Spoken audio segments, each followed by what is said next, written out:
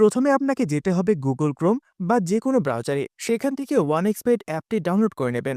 Download শেষ হলে অ্যাপটি ওপেন করুন। অ্যাপ ওপেন করলে আপনি ওপরের দিকে লগইন এবং রেজিস্ট্রেশন নামে দুটি অপশন দেখতে পাবেন। নতুন অ্যাকাউন্ট খোলার জন্য রেজিস্ট্রেশন লেখা অপশনটিতে ক্লিক করুন। তারপর আপনাদের সামনে এইরকম একটি পেজ চলে আসবে। এখান থেকে ওয়ান ক্লিক অপশন সিলেক্ট করুন। এটা হচ্ছে সবথেকে সহজ এবং দ্রুত অ্যাকাউন্ট খোলার উপায়। তারপর আপনি দেখবেন দেশ বাংলাদেশ এবং কারেন্সি বিডিটি অটোমেটিক সিলেক্টেড থাকবে। প্রোমো কোড জায়গায় বসাবেন king789।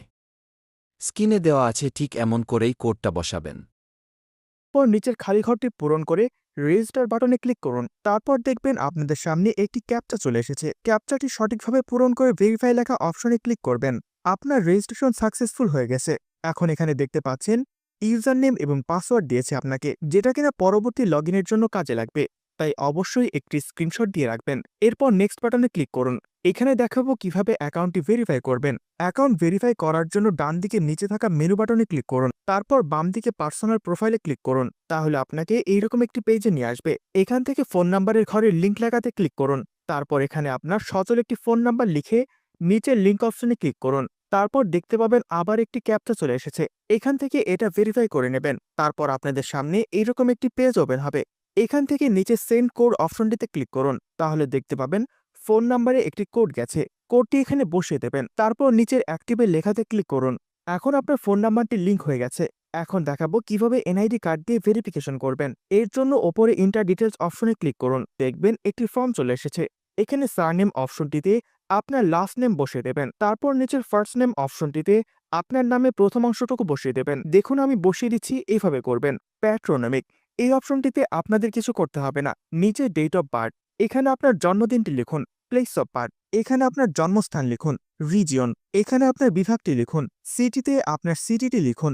রেসিডেন্ট অ্যাড্রেস, এটা হচ্ছে আপনার বর্তমান ঠিকানা। এটি সাবধানতার সাথে বসিয়ে দিন। ডকুমেন্ট টাইপ, এখানে ন্যাশনাল আইডি কার্ড দিয়ে দিন। সিরিজের ঘরে আপনারা 1 বসিয়ে দেবেন। ডকুমেন্ট নাম্বার, এটা হচ্ছে আপনার ন্যাশনাল আইডি কার্ডের নাম্বার। ডেট অফ ইস্যু হচ্ছে আপনার ভোটার আইডি কার্ড প্রদানের তারিখ, যা আপনারা আইডি কার্ডের পেছনে পেয়ে যাবেন। ইস্যুড বাই, এখানে আপনারা বাংলাদেশ গভর্নমেন্ট লিখে দেবেন। এবার সবকিছু ঠিকঠাক থাকলে নিচে থাকা সেভ অপশনে ক্লিক করে দেবেন। ক্লিক করার সঙ্গে সঙ্গে দেখবেন আপনাদের অ্যাকাউন্ট ভেরিফাই হয়ে গেছে। এবার দেখাবো অ্যাকাউন্টে বোনাস সহ কিভাবে ডিপোজিট করবেন। এর জন্য ব্যাকে যাবেন। তারপর ওপরে ডিপোজিট লেখা অপশনে ক্লিক করবেন। তাহলে দেখতে পাবেন আপনাদের সামনে অনেকগুলো পেমেন্ট মেথড চলে এসেছে। আমরা যেহেতু বিকাশের মাধ্যমে পেমেন্ট করব, সেজন্য বিকাশের উপর ক্লিক করে দেব। তাহলে আমাদের সামনে এইরকম একটি পেজ আসবে। এখানে আমরা সর্বনিম্ন 300 টাকা থেকে শুরু করে সর্বোচ্চ 20,000 টাকা পর্যন্ত ডিপোজিট করতে পারবো। এখন বিষয় কোন নাম্বারে টাকা পাঠাবেন, তাই না? এই যে এখানে দেখতে পাচ্ছেন একটি বিকাশ এজেন্ট নাম্বার। এই নাম্বারে ক্যাশ আউটের মাধ্যমে টাকা পাঠাবেন। এই নাম্বারটি প্রতিবার চেঞ্জ হয়, তাই ক্যাশ আউট করার আগে অবশ্যই ওপরে থাকা নাম্বারটি কপি করে নেবেন। তারপর নিচে এই ঘরে আপনার বিকাশ নাম্বারটি লিখে দেবেন, যে নাম্বার থেকে ক্যাশ আউট করা হয়েছে।